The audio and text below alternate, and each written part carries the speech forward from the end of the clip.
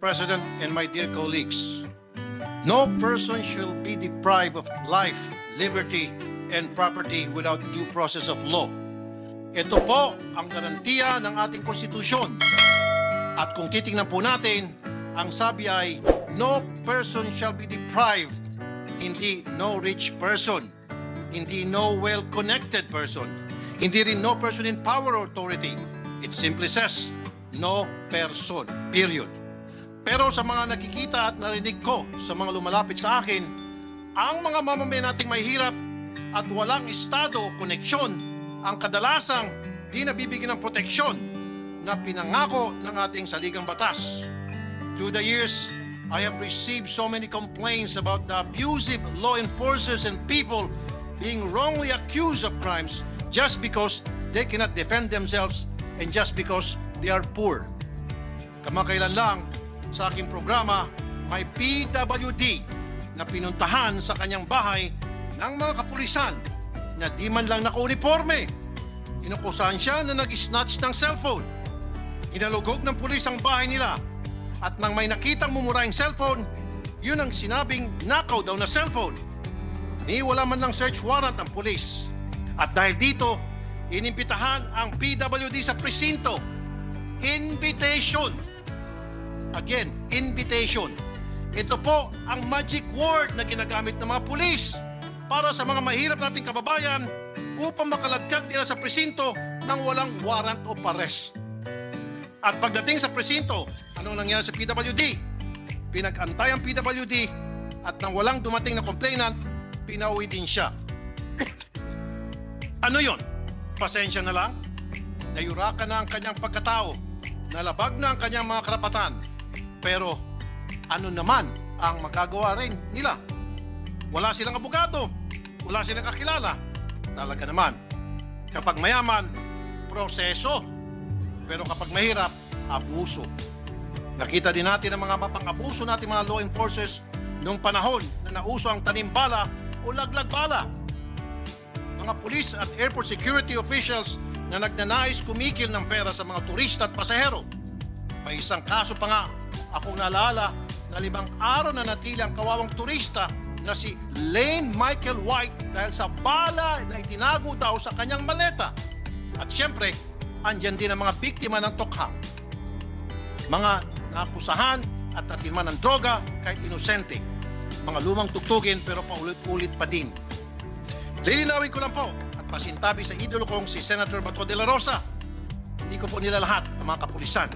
Sa totoo lang, madami rin po akong pinangaralan ng mga pulis dahil sa katapatan nila sa kanilang serbisyo. Pero nais ko lamang pong maliwanagan kung saan nga ba ang problema sa mga operasyon ng ating mga law enforcers. Sa totoo lang po, si Senator De La Rosa pa ang nag-expose sa mga ninja cops nung siya ay PNP chief. Ano ba ang ninja cops? This is a term coined to refer to uniformed personnel or government agents involved in illicit drugs trade by underreporting drugs seized from anti-drug busts and then selling the rest to their own network of dealers. Tapos, hati-hati na sila sa kikitain. Senator Bato de la Rosa exposed that 300 of his officers are conspirators in the drug business. Just recently, our attention was called to ninja cops still existing within the ranks of PDEA. And not just lowly officers, but a high official in PDEA, Enrique Lucero, who heads the PDEA Southern District Office, as well as anti-narcotics agent Anthony Vic Alabastro and Jaire Laguno were apprehended during a sting operation that yielded shabu valued at 9.18 million pesos. They were even conducting illegal operations in the building provided to them by the city of Taguig. I would like to congratulate the Southern Police District Director, Brigadier General Kirby John Kraft, who headed the drug bust operation. The suspects are now under the custody of NCRPO for proper disposition pending the filing of appropriate charges in Taguig City Prosecutor's Office, with hopes that there are more of these officials who have the willpower to clean up their ranks. Maybe we can help them by checking if there is something we can improve in our laws so that they could be practical and effective when it comes to law enforcement. Or maybe there are still gaps in the law that could be reinforced by new legislation. My number one concern today is the prevention of people, particularly the weak and the poor, being wrongly accused of crimes. Because it is far better than 10 guilty men go free than one innocent man be wrongly convicted. Based on the historical data of the Public Attorney's Office, since 2008, they have had 218,883 acquittals. I repeat, 218,883 acquittals. Just this year, up to June 30, they have had 13,164 acquittals. That's an average of 2,194 per month. Ibig po sabihin nito, 2,194 na inosenteng tao ang naukusahan at nilitis kahit wala silang kasalanan. Masyado po bang malaki ang numero na ito? Siguro panahon na po para tingnan kung kailangan na itaas ang quantum of evidence na kailangan para masampahan ng kasong isang kriminal. Sa ngayon po ay simpleng probable cause lang. Kaya bigay hilig ang mga piskal na magsampa ng kaso kaliwat kanan. Another concern is the planting of evidence to wrongly accuse a person. To wrongfully accuse a person. There are laws already in place punishing the planting of evidence, but it only covers the planting of firearms and ammunition under the Comprehensive Firearms and Ammunition Regulation Act and of drugs under the Comprehensive Dangerous Drugs Act of 2022. These laws provided for such because this became a source of kickback because a lot of the accused of these cases are well off. But how about the planting of other types of evidence? Should this not be punished as well? My office is looking through cases involving planted evidence that do not involve drugs and firearms. And we will prepare a bill that would hold those involved liable. At sinusuportahan ko rin po ang mga panukala ng mga kasamahan ko dito na sina Senator De La Rosa, Gatchalian at Revilla. They already filed bills on the Law Enforcement Body-Worn Camera Act. Malaking tulong po ito upang masiguro ang pagsunod sa tamang proseso sa mga operasyon ng mga kapulisan. Tulad sa aking programa na maraming mata na nakatingin kapag may nakatutok na kamera, mapipilitang sumunod sa proseso ang mga pulis. And if it is possible to include in the bill, I propose that the accused and his family or companion should be given the right to take their own videos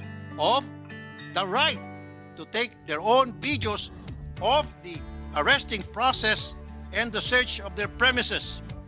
I have seen many instances where the law enforcers who would stop the accused or his family from taking a video of what is happening to cover up their abuse.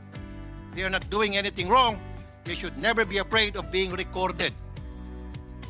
Another bill filed by Senator De La Rosa is Senate Bill number 437 or the CCTV Act of 2022.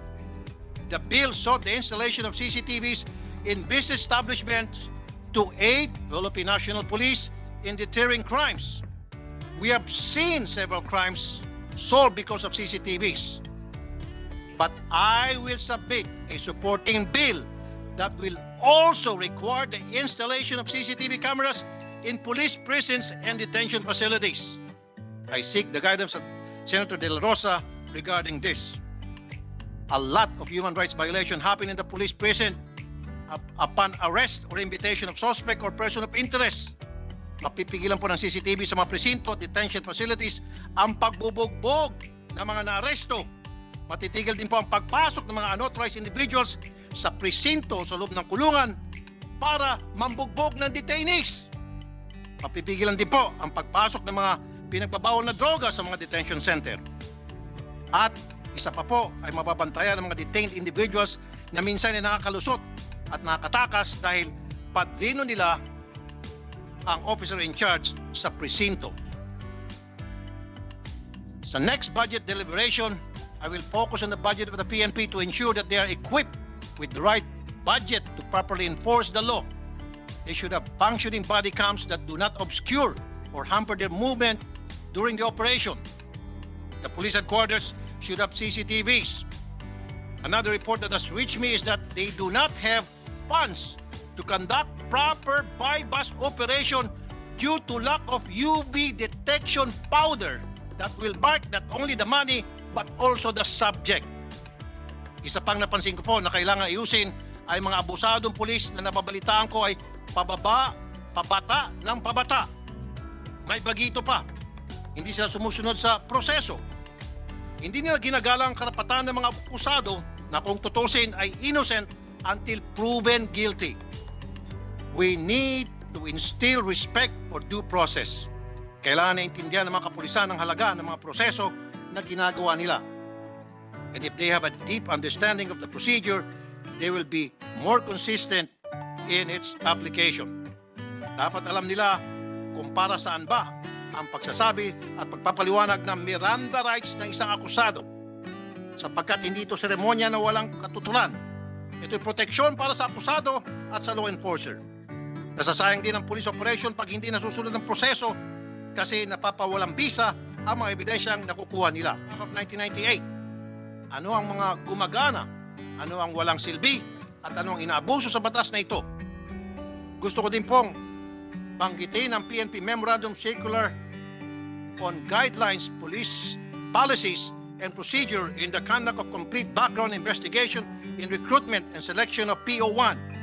One of the policies in said circular that should be made into law is the requirement of publication of the names of the PO1 applicants so that the community could be involved in the reporting of the regulatory records of an applicant.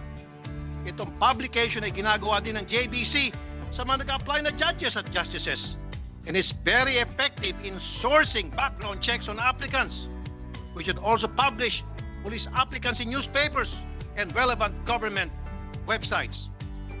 And all the members of the force, while they undergo review, test, and evaluation before their promotion. I propose that maybe it should be done regularly. When a red flag is raised with regard to a particular officer, they should have periodic mandatory drug testing, regular lifestyle check beyond what is provided in the SALN, and neuropsychological exam. To end my speech, I implore upon my colleagues na huwag tayo mamanhid sa pang-abuso sa ilan nating kapulisan at huwag tayong masanay na may nakukulong na mga inosenteng tao. Our people deserve better. And as per our mandate, we need to elevate the poor so that they could come before the law with confidence and trust in the system. Again, Mr. President, my dear colleagues, thank you po.